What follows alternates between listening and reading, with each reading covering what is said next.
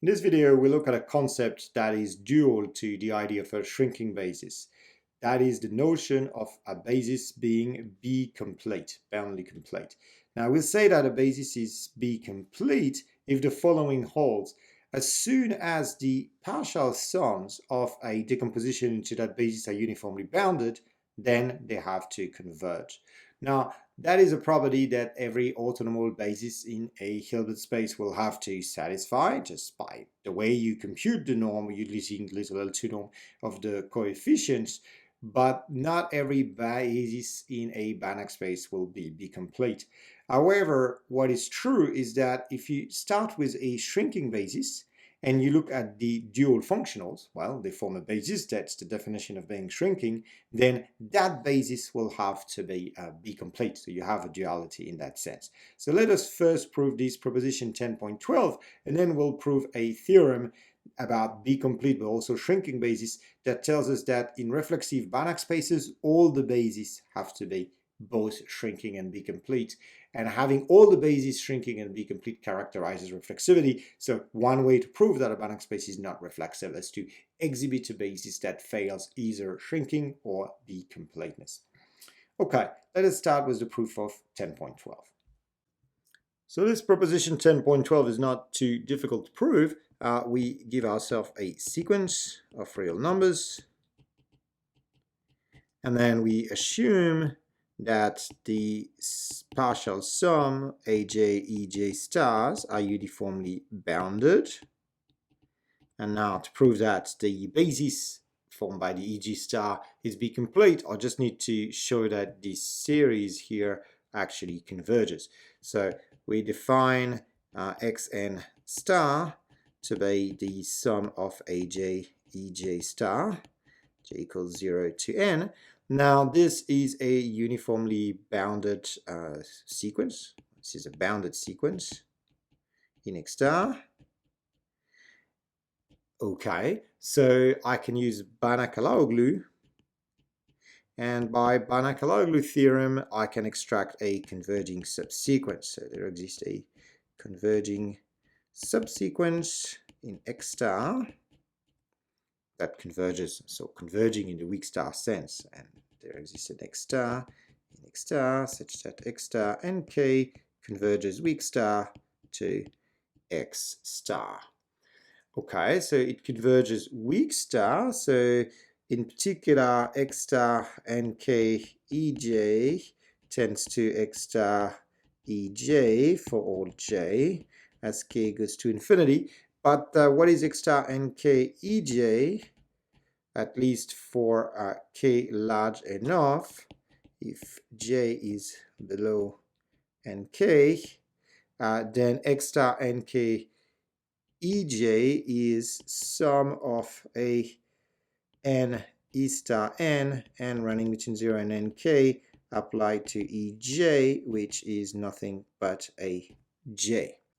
Okay, but remember that the ej star form a basis of X star, so we can decompose X star into that basis, and we get a sum j equals 0 to infinity of some coefficient, let's call them bj, times ej star, and these coefficients really have to be X star applied to ej, because X star ej is equal to the infinite sum of bk ek star ej, which converges, and ek star ej is 0 unless k is equal to j, so this has to be equal to bj for every j in n, and therefore we have X star equal the sum of X star ej star. That's something we've already seen in one of the previous proofs about shrinking basis. So X star is of that form, and in the meantime we have that the X star nk ej's are equal to eaj for every nk greater than j, and so we also have, by passing to the limit, that X star ej is aj, passing to the limit in k, for all j in n.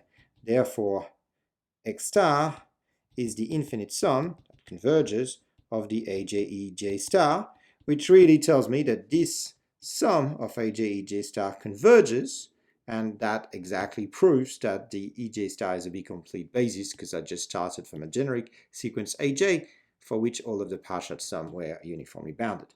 And that proves proposition 10.12.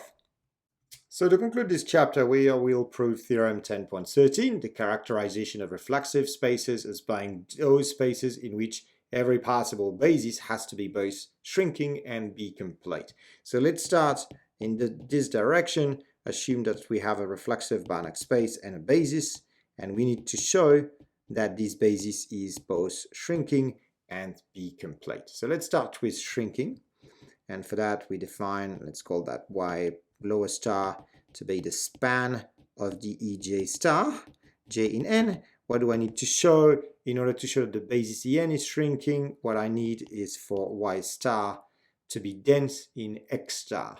So in order to show that, all I need to prove is that the perp of Y star is trivial, right? We've seen that whenever your perp is trivial, then you have to be dense.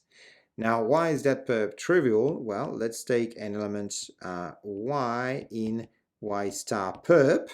Now, I'm denoting it by Y and not Y star star, because although Y star perp is a subset of X double star, I can identify X double star with X by reflexivity. So let's take such a Y.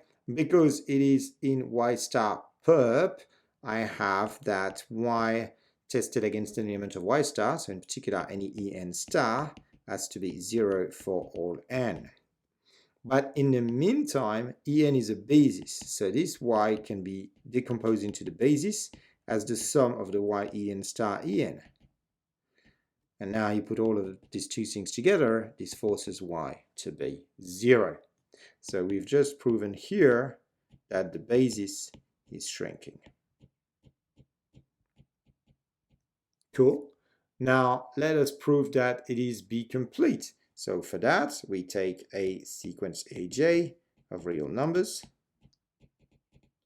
and we assume that the corresponding partial sum decomposing into the basis EJs are uniformly bounded. Okay, so as we've seen twice already, we define Xn to be this partial sum, and we remark that Xn is a bounded sequence. And so by Banach-Alaoglu, we can extract a weak star converging subsequence, but we are in a reflexive Banach space, so we can even extract a weakly converging subsequence. So what we have is a subsequence of this Xn that converges weakly to X, some X in capital X. So there exists a subsequence, X to the capital N, there exists a limit point, X in X, such that X and K converges weakly to X as K goes to infinity. All right. Now, what can I say about that X? Well, if I look at X EJ star, this has to be equal to AJ because it's the weak limit of the Xn EJ, and Xn EJ for n greater than J is AJ. So this is AJ for all J.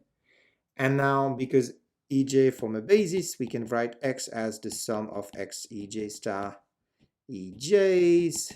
This is very similar to the proposition we've proven just before, and this is the infinite sum of the AJ EJ, which just converges. And we've proven that the basis EJ is B-complete. So that proves one direction, right?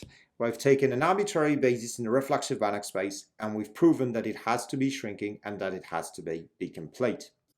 Okay, so let's have a look at the reverse direction now. And we start with an element X star star in the bidual, and we have to show that actually this element in the bidual is an element of the space X itself. So because we have a shrinking basis, if you remember one of the earlier proposition, we have an isomorphism from X double star to S, which sends a little X double star, or let's call it Y double star because I've fixed an X double star, to the sequence of coefficient Y double star EJ star. j in n. Okay, so it means that t of x star has to be in S. And what does that mean? That means that the supremum over all capital N in N of the sum of x double star e j star, j equals 0 to n, has to be finite. Okay, now I want to claim that, this sequence of coefficient times ej, and that's the definition of the norm of S. Okay, but the basis ej is B complete. So what does that tell us? It tells us that this uniform boundedness of the partial sum implies convergence. So we have that sum j equals 0 to infinity, x star ej converges to some element x in the Banach space capital X. Okay, now I want to claim that this x is in fact x double star, and therefore x double star is in X, and therefore capital X is reflexive.